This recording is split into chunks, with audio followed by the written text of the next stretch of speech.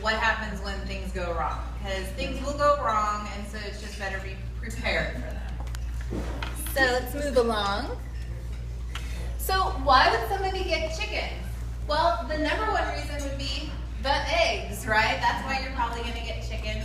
Most people are getting chickens these days, not to eat the chicken, but to actually get the eggs. And you can see over here, that's some of our eggs from the other day. We have different color eggs, and I also brought a dozen eggs over there. And you can see we have different color eggs, including green eggs, white eggs, and brown eggs. And the pure joy of why somebody would want to get chickens, I mean, just to have them, or as I put down here, the novelty of having them, it's kind of fun. I'm sure all the ones that do have chickens, it's fun when we get to say, well, I have chickens. You know, because then people go, wow, you have chickens? Chickens, that's so cool. I know, it's so cool. And so there's a little bit of that ego thing that kind of comes into play when you have chickens. A little bit of pride and like I'm different. Like I have chickens and there's so much joy to them, and I just have to admit that is an aspect of having chickens. This is the picture that she was referencing in 2001. So in 2001, my husband, who at that time was my boyfriend, he's actually from Brazil, and his family lived at that time on I don't know how many acres, maybe 5 or 6, kind of typical to a lot of property here in Fallbrook, where people have land. You know, they have larger sets of land, and that's exactly what they had, and they had 30 to 40 chickens. And I grew up in a cookie cutter home in Burbank and in Thousand Oaks, and it was like I never saw chickens.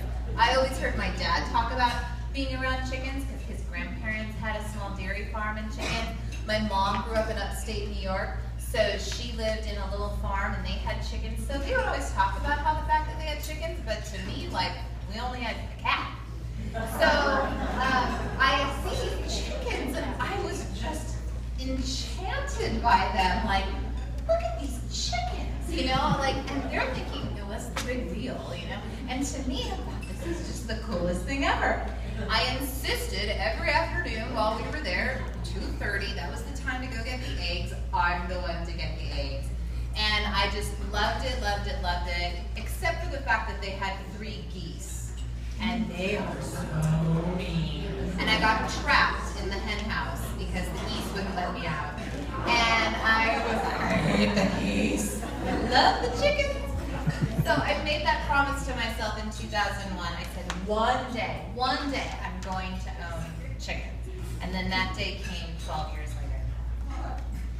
The other reason you might want it is for family connection. I think it's so important for anybody who has children or grandchildren that they get to grow up and be around them. It's a little bit of that farm-to-table experience. You know, where does your food come from? And it's just really, they're more pets. They just really are more pets, but I like to call them pets with benefits because they give you something, you know? And we named all of our chickens after all the grandmothers in our family.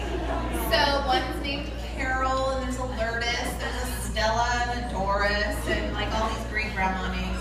And what's really cool is my children, who are 9 and 7, now really better understand the female family tree.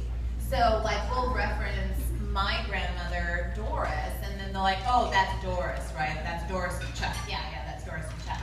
Or, oh, that's Angelina. That's my great-grandmother on, and they can figure it out.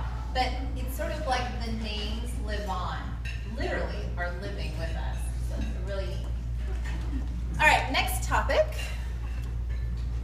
will be the chicken.